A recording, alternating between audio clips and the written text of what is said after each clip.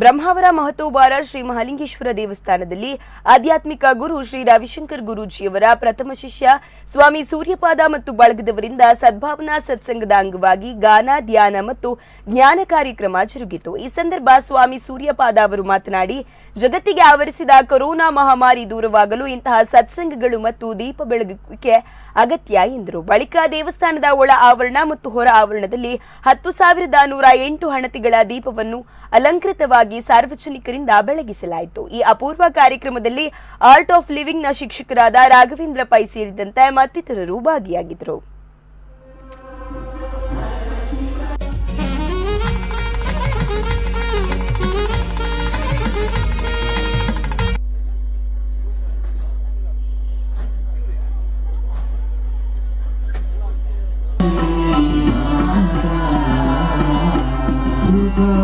परमेश्वरी माता शंकर शिव शंकर शिव शंभो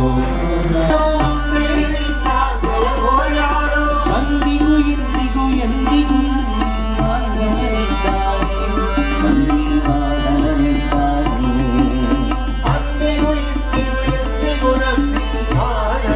ನೋಡ್ಕೊಂಡ್ರೆ ಗೊತ್ತಾಗ್ಬಿಡುತ್ತೆ. ನಮ್ಮ ಆಲೋಚನಾ ಲಹರಿ ನೋಡ್ಕೊಂಡ್ರೆ ಅದನ್ನ ಸ್ವಲ್ಪ ಅನಿಸಿದ್ರೆ ಹಂಗಲ್ಲ, ಇಲ್ಲ ಇದು ಇರ್ಬೋದಿತ್ತು, ಅಲ್ಲ ಹಂಗಾಗೋದಿಲ್ಲ, ಕೊನೆಯೇ ಇರೋದಿಲ್ಲ. ಆದ್ರಿಂದ ಅಹಂಕಾರ ಅಥವಾ ಅಜ್ಞಾನದ ರೂಪಗಳು ಸಾವಿರಾರು, ಆದರೆ ಜ್ಞಾನದ ಬೆಳಕು ಒಂದೇ. ಜ್ಞಾನ ಸಾವಿರಾರಿಲ್ಲ, ಜ್ಞಾನ ಒಂದೇ. ಆ ಜ್ಞಾನವೇ ಗುರು, ಅದೇ ಆ ಗುರುತತ್ವವೇ ನಮ್ಮೆಲ್ಲರ ನಿಜವಾದ ಸ್ವರೂಪ.